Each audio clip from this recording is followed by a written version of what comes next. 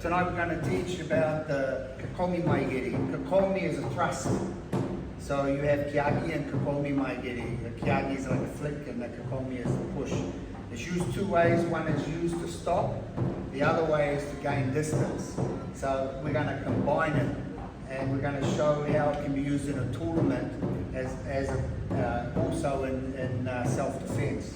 So the first thing is, when you're punching in a tournament, you're punching in a short range zone. So it's like Jordan's here, and he'll be punching in a zone like this, and he's doing body shot, short range punching, meaning, now to do the kick, he doesn't want to take power out of the punching or give up that advantage of hitting it. So what happens is, as he throws the punch and he starts to get body weight on, he'll then pull up the front foot and push in with a Kekomi Mae Geri, short one. Then he'll follow through with pushing back out. So if it's going quick, it's going to come down. Okay, we need shorter time between the two kicks.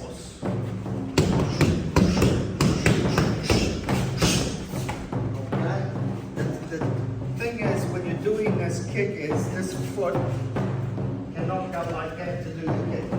From here, this foot just has to go straight up. This is wrong.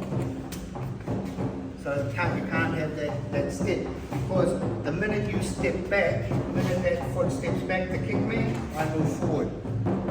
So he wants to keep it there. As I move, it goes straight up. Boom. Okay, so you need to lift the knee up high.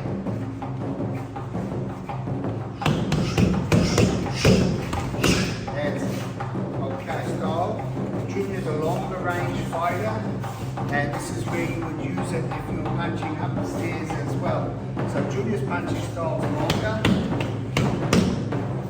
and he bounces, so he sort of bounces up and pushes in with the first one.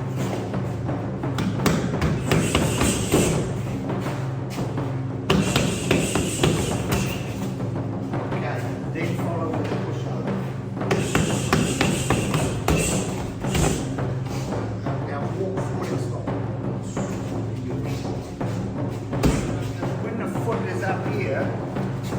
When the foot is here, he's going to go backwards. But when the foot can't bend the knee, no, don't change it. When the knee's like that, as it turns, the knee pushes over and pushes up. It goes up and falls over. Okay?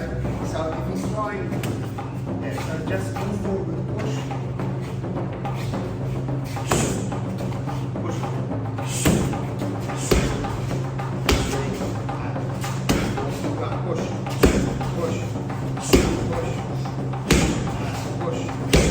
Okay, so the signal has to be when this shoulder's coming forward. Boom, stop. Boom, stop. Boom, stop. So he's made the distance with the punch. Maybe he's hit me and I've come back, or he's done a short push kick. Short push kick and I'll come back. Then I go to move in again, then he does the long, or he might have gone straight. This is getting a skip, boom. I've come back, now I go to move again. Boom, stop. Okay, so he goes over top, boom, and then I come back and push. Then you set up for a tate washi. So you go one, boom, stop, boom, and then up.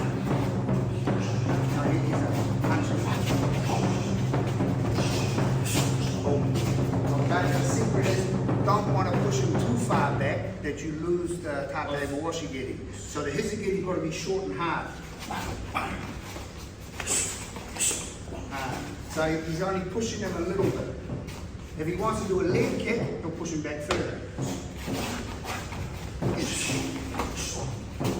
Okay, if he wants to do tate, he'll do it short, knee. He might even just go hizigiri, tate washi. Okay, the secret is he needs to get here and here, that much distance. So either move up to create the distance, then go. So you're leaning from here this way, lift it, 1, 2, 3. Now you go straight into tate.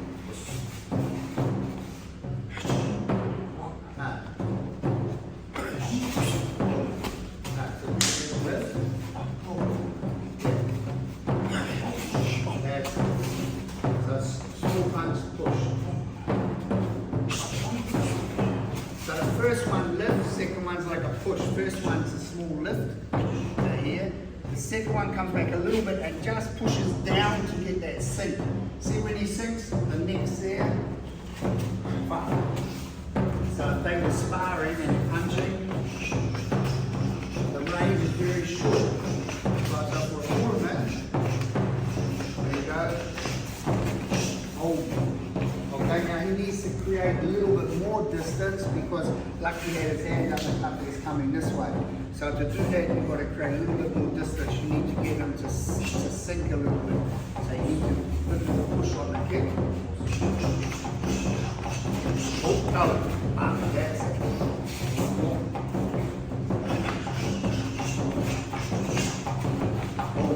The thing that everybody has a problem with, some people get really strong. They get so strong that they think you can hit them with anything, and they take every punch you give them. Okay? But the problem with these people is they absorb to create a technique. So what happens is they start coming forward and trying to push back.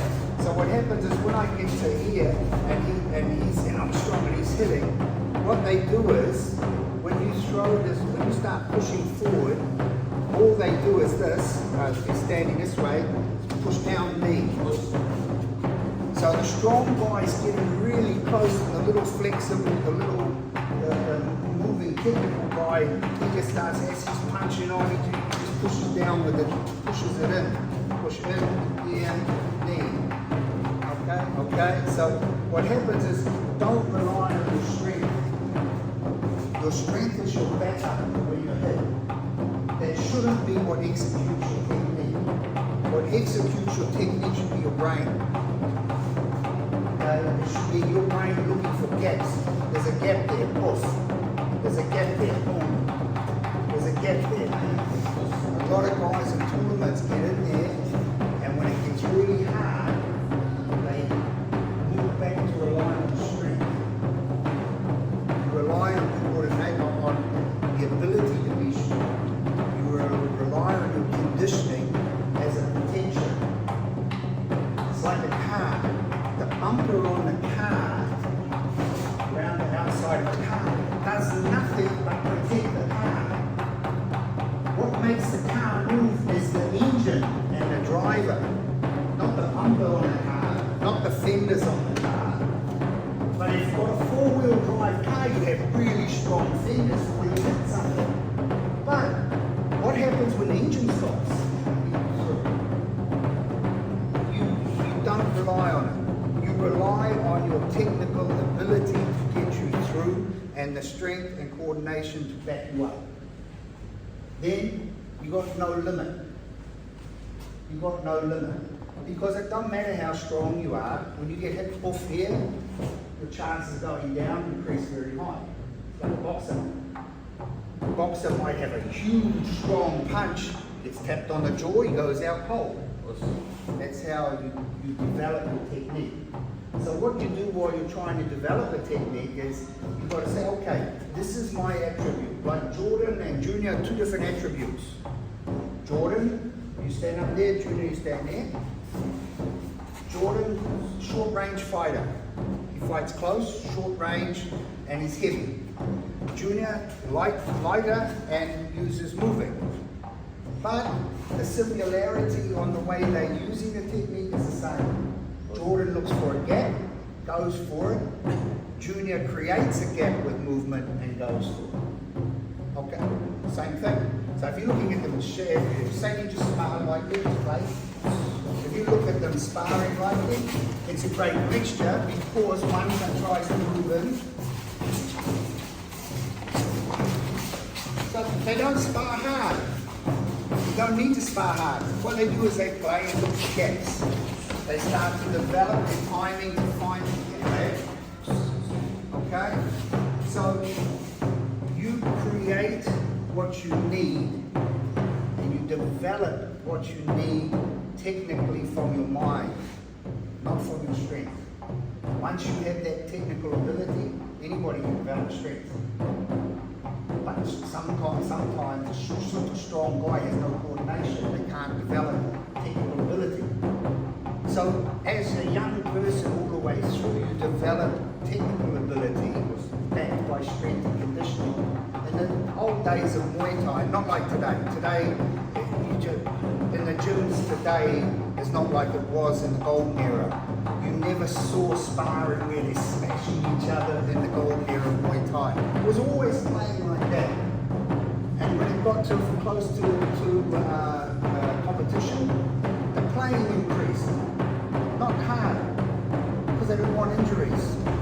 What they did was they were trying to find triggers to execute the technique.